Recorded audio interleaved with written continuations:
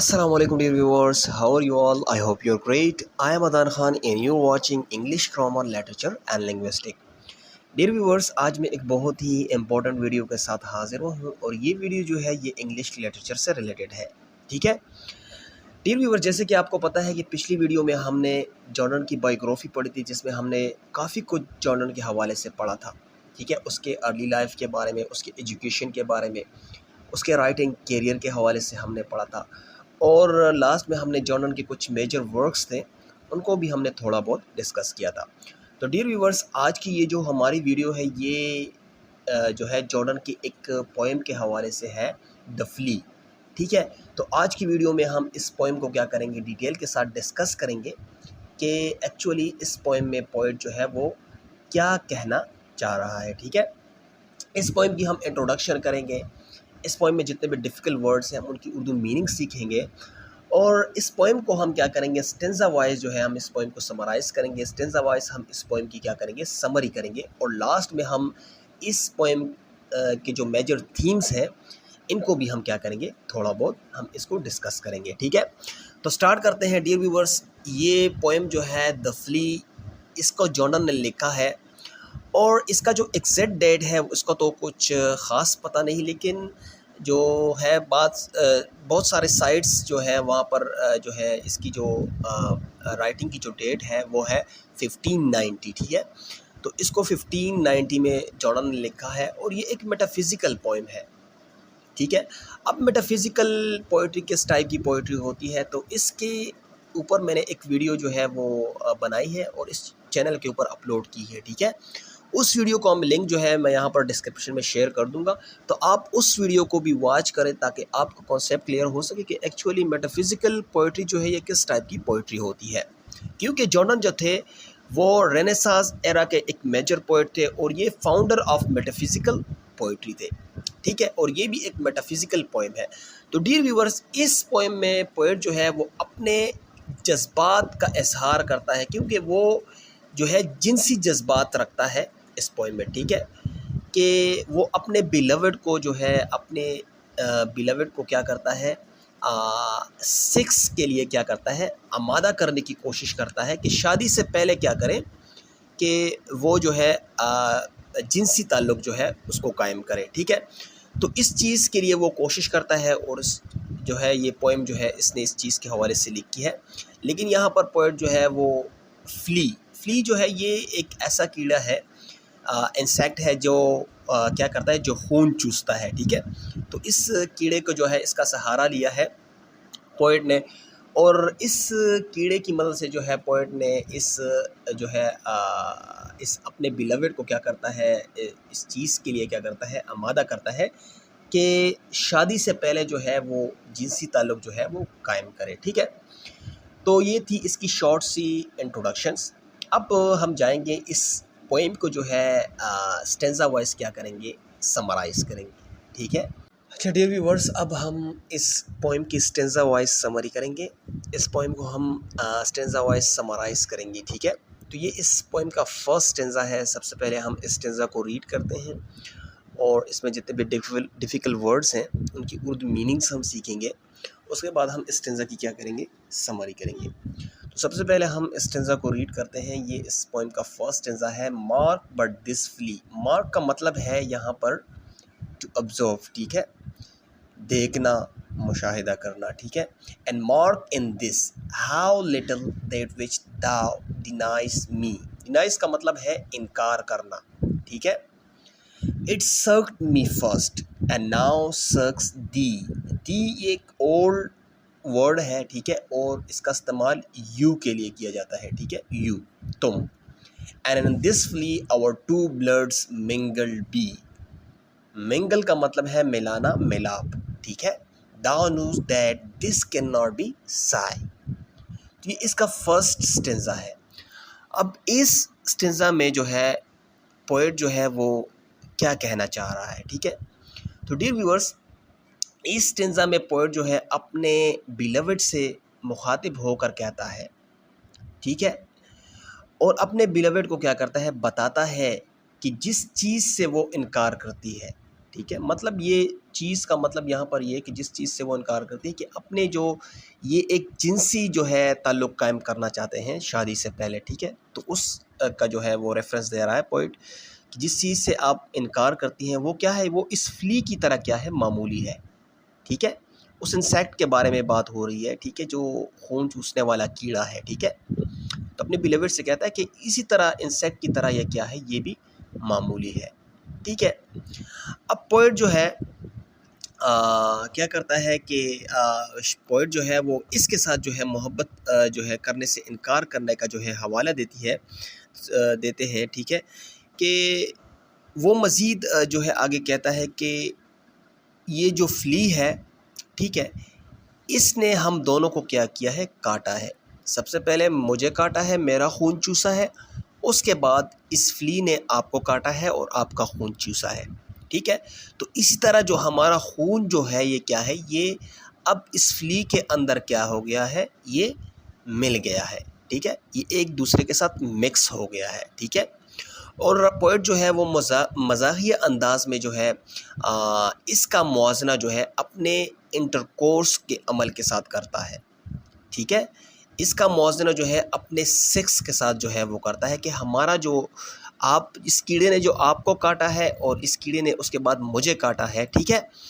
तो हमारा खून जो है इस कीड़े के अंदर, इस फ्ली के अंदर क्या हो गया है, मिंगल्ड हो गया, एक दूसरे के साथ मिंगल हो गया है, ठीक है।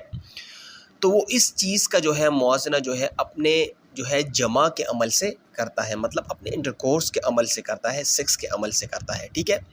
और यहाँ पर पोएट क्या करता है, डिक्लेयर करता है इस चीज़ का जो है क्लियर करता है, ऐलान करता है कि ये तो ना गुनाह है, ठीक है, ना तो ये शर्म है और ना ही ये क्या है, लड़कपन है का कोई नुकसान है, ठीक है। वो बेसिकली पोएट जो है वो इस हकीकत से क्या करता है, हसद करता है कि ये जो फ्ली है, ठीक है, इसको अपने जो है आपके बरअक्स इससे पहले इसे लुत्फ़अंदोज़ करने की इजाज़त दी गई है, ठीक है।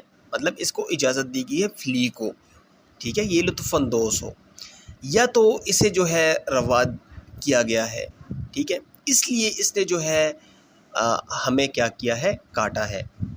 और पोएट जो है इस पर जो है अफ़सोस का इज़हार जो है करते हुए ये कहता है कि ये वही अमल है, ठीक है, कि जो वो और मैं जो है मतलब कि जो मैं और अपने बिलवेड को कहता है कि आप जो है नहीं कर सकते, ठीक है। मतलब ये यहाँ पर जो है जिनसी जो ताल्लुक़ है, ठीक है, शादी से पहले, मतलब इनका इंटरकोर्स जो है, सेक्स का जो अमल है, ठीक है, उसकी बात हो रही है कि ये कीड़े ने जो अमल किया है, ये अमल जो है ये वही अमल है जो हम नहीं कर सकते, ठीक है। ये पोएट जो है अपने बिलवेड से कहता है, ठीक है, जो कि इस फ्ली ने किया है, ठीक है, ये अमल हम नहीं कर सकते, क्योंकि पोएट का जो थॉट्स थे, पोएट की जो वो था कि पोएट अपने इस पोएम की मदद से अपने बिलवेड को क्या करता है, सेक्स के लिए क्या करता है, आमादा करता है अपनी शादी से पहले, ठीक है। तो पोएट जो है इस पोएम की मदद से अपने बिलवेड को क्या करता है, आमादा करता है। वो कहता है कि फ्ली ने सबसे पहले मुझे काटा है, फिर आपको काटा है, ठीक है, और मुझे काट कर मेरा खून चूसा है और आपका खून चूसा है, और ये खून जो है इस फ्ली के अंदर क्या हो गया है, मिक्स हो गया है, ठीक है। ये एक दूसरे के साथ क्या हो गया, मिक्स हो गया है, ठीक है। और इस अमल को जो है पोएट कहता है कि ये एक जमा का अमल है, मतलब ये एक जो है इंटरकोर्स का अमल है, ठीक है, एक सेक्स के साथ इसको क्या करता है, कंपेयर करता है, ठीक है। और लास्ट में जो है इस स्टेंजा के पोएट जो अपने थॉट्स का जो क्या करता है, अपने थॉट्स को जो है वो एक्सप्रेस करता है और कहता है कि ये वही अमल है, ये वही अमल है जो इस फ्ली ने किया है, लेकिन हम नहीं कर सकते हैं, ठीक है। तो ये इस पोएम का फर्स्ट स्टेंजा था। अब जाते हैं सेकंड स्टेंजा की तरफ।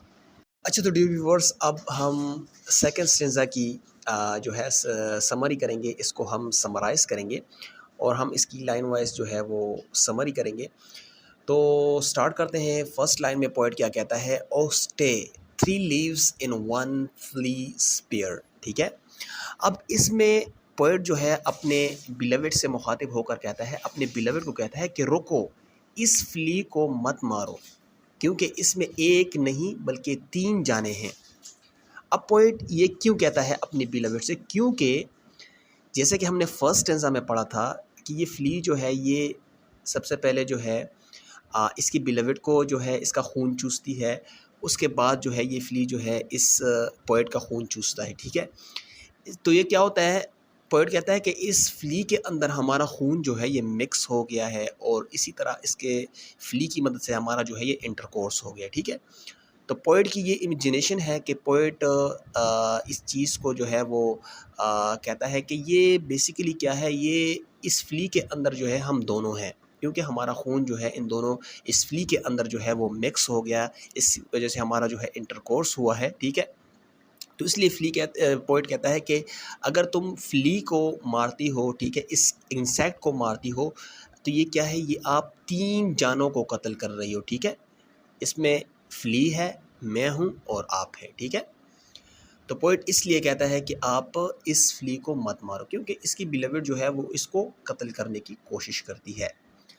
अब नेक्स्ट लाइन में पोएट क्या कहता है कि where we almost nay more than married are, this flea is you and I, and this is our marriage bed and marriage temple is।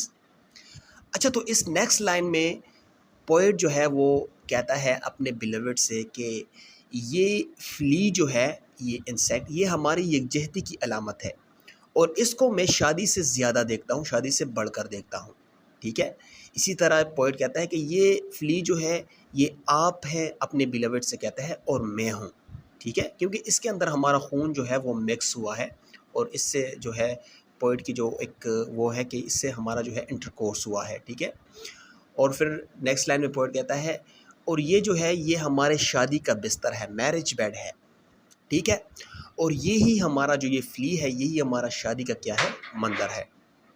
अब नेक्स्ट लाइन में पोएट क्या कहता है, नेक्स्ट लाइन में पोएट कहता है कि though parents grudge and you we are met and cloistered in these living walls। अब cloisters का मतलब क्या है, secluded from the world, ठीक है, मतलब shelter। और ये क्या है, जेट का मतलब क्या है, वॉल्स ऑफ जेट। जेट का मतलब है एक काला पत्थर है, ब्लैक स्टोन, ठीक है, जो फाइनरी के लिए इस्तेमाल होता है।